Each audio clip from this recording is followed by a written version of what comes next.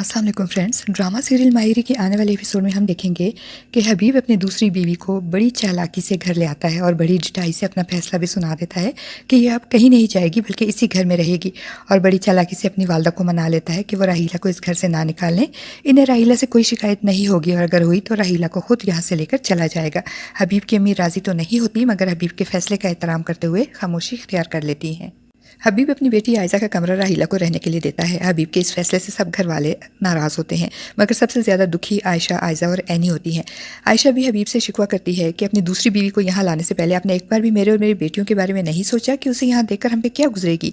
तो हबीब बजाय शर्मिंदा होने के या आयशा की दिलजोई करने के उल्टा बड़ी ढिठाई से आयशा को वार्न करते हुए कहता है कि इस फैसले को जितनी जल्दी कबूल कर लोगी तुम्हारे लिए बेहतर होगा।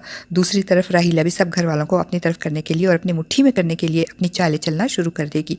वो मीठी छुरी बनकर सबकी जड़ें काटने की कोशिशें शुरू कर देती है। सबसे पहले वो आयज़ा को, जिसको इसके कमरे से वो निकाल कर अपना कमरा बना चुकी होती है, और जब आयज़ा उस कमरे से अपना कुछ सामान लेने आती है तो उसको देखकर कहेगी कि मैं यहाँ आई हूँ तुम लोगों के साथ मिलकर रहने के लिए, हमारा भी तो आप लोगों के साथ कुछ रिश्ता है ना। आखिर आयज़ा बेचारी सुनकर परेशान हो जाएगी।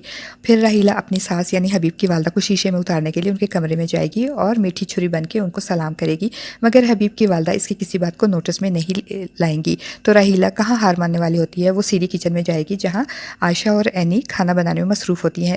राहीला यहाँ भी अपना पन जताएगी और एनी के साथ काम में हाथ बटाने की कोशिश करेगी। तो एनी गुस्से में कहेगी कि हमारे करीब आने की कोशिश मत करें, मगर राहीला कहाँ अपनी हिम्मत हारने वाली है। वो एक एक करके सबके पास जाएगी और वह गुजरने के साथ साथ सबको राम करने की कोशिश जारी रखेगी। राहीला के यहाँ आने से सबसे ज़्यादा बुरी हालत आयशा की होती है और समीना, जिसको हबीब के साथ मिलकर आयशा ने अकेला कर दिया था, वो सब कुछ भूल कर एक बार फिर आयशा की दिलजोई करेगी और इसको संभालते हुए इसकी हिम्मत बंधाएगी और कहेगी कि आयशा खुद को संभालो, तुमने एक एक करके इस घर के हर शख्स को अपनी तरफ करना है, क्योंकि घर वालों की मोहब्बत, एतमाद और हमदर्दी ही अब आयशा के काम आने वाली है। हबीब तो ना पहले इसका था और ना ही अब इसका है। उसकी आंखों पे तो राहीला की झूठी मोहब्बत का पर्दा पड़ा हुआ है। अपना उल्लू सीधा करने के लिए राहीला ने हबीब को सब घर वालों के सामने ला खड़ा किया है, इसीलिए और हबीब अकड़ रहा है और बहुत खुश हो रहा है। वो अपने आप को इस घर, जायदाद और कारोबार का मालिक समझते हुए बहुत अकड़ कर कहता है कि अब मेरा पलड़ा भारी है और आप लोग मुझे वो जी हजूरी करने वाला हबीब समझने की कोशिश मत करना।